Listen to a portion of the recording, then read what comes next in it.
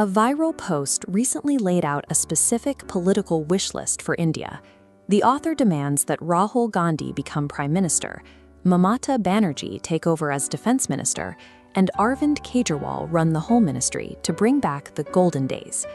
The author insists this specific opposition alliance is the only way to ensure the current government is completely removed from power. But the demands soon enter the realm of the absurd.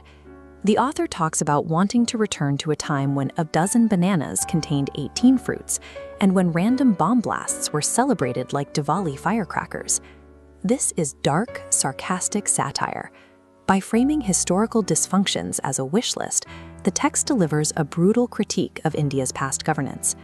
Political scientists use a concept called the shifting baseline to describe how a society's definition of normal governance changes as conditions improve. This satire weaponizes that concept. It sarcastically begs to return to the bottom of the graph, highlighting past failures citizens once accepted as reality. Examining these specific demands reveals the true historical baseline of Indian governance, a grim reality that has largely slipped from public memory.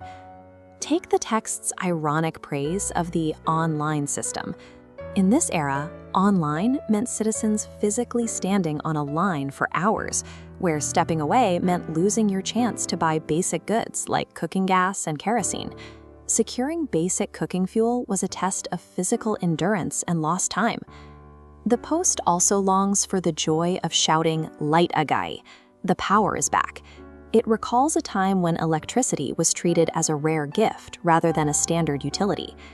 The joke about roads occasionally appearing inside giant potholes reflects the actual state of the country's crumbling infrastructure.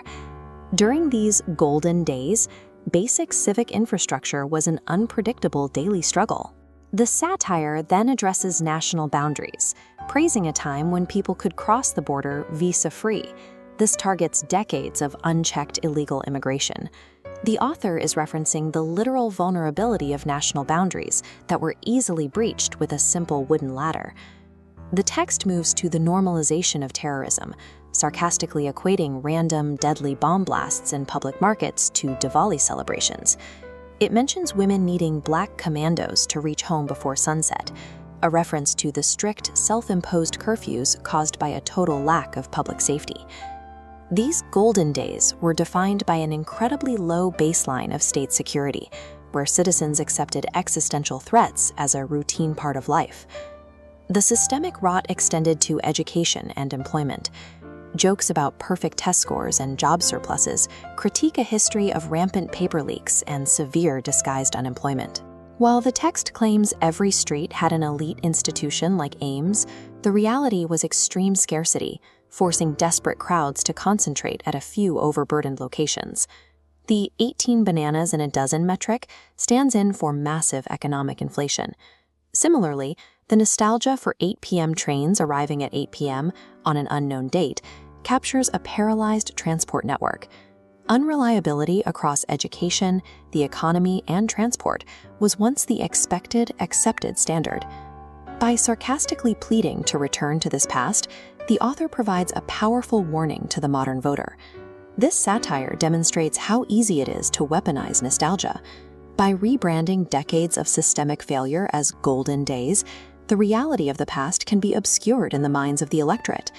The post reminds the reader that the actual history was one of rationing and scarcity, regardless of how it is currently being framed. Forgetting this baseline of power cuts, queues, and insecurity is the first step toward voting away the stability that citizens now take for granted. A government's lasting legacy rests on permanently raising the baseline, ensuring its citizens refuse to ever tolerate those past standards again.